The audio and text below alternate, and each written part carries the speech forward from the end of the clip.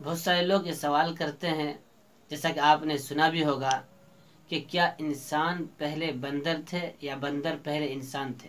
کچھ لوگ سائنسدانوں کی باتوں پر اندھا دھند اعتبار کرتے ہیں اور ان کی باتوں کو آل دا ورلڈ یعنی پوری دنیا مل کر اس بات کو سچ کرنے کی کوشش کرتی ہے، لیکن سائنسدانوں کے کچھ تھیوری یعنی نظریات فالس ہوا کرتی ہے۔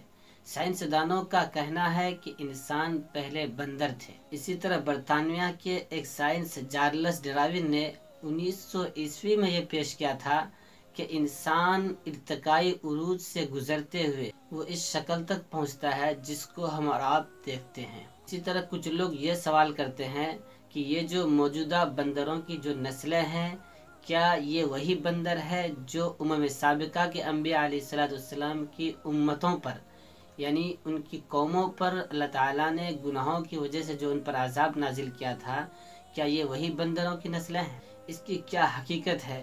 اور آج میں قرآن و حدیث کی روشنی میں اس کی وضاحت کروں گا۔ لیکن فرینڈس، اگر آپ نے اب تک میرے چینل کو سبسکرائب نہیں کیا ہے تو پلیز سبسکرائب کیجئے، اور اگر ویڈیو اچھی لگے تو اس کو شیئر کرنا اور لائک کرنا ہرگز نہ۔ آڈینس وہ لوگ اور وہ سائنسداں جو یہ کہتے ہیں کہ انسان پہلے بندر تھے یا بندر پہلے انسان تھے، ان کا یہ سوچ اور ان کا یہ تصور کہ انسانوں کا وجود بندروں سے ہوا ہے، تو ایک سوال پیدا ہوتا ہے کہ جب بندر انسان بنا تو دم کا کیا بنا؟ کیا انسان بننے کے بعد اس دم کو کاٹ دیا گیا؟ یعنی بندر کو جو پونچھ ہوتا ہے یعنی دم، کیا انسان بننے کے بعد اس دم کو کاٹ دیا گیا؟ یا اب تک کسی انسان نے یا ہمارے اینسسٹر یعنی آباء و اجداد نے کسی انسان کو یعنی دم والے انسان کو دیکھا ہے؟ کسی نے نہیں دیکھا ہے۔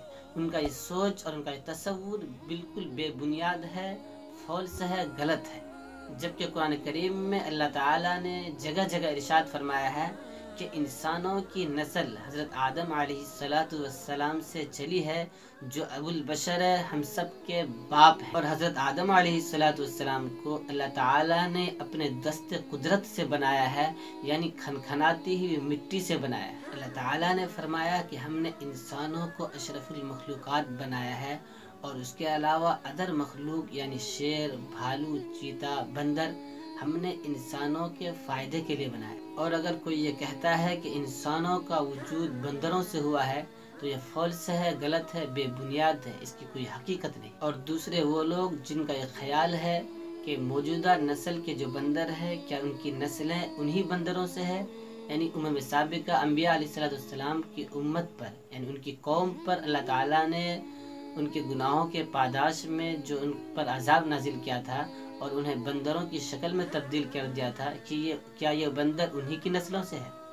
بعض لوگوں کا یہ خیال ہے کہ موجودہ بندروں کی جو نسلیں ہیں انہی سے ہے۔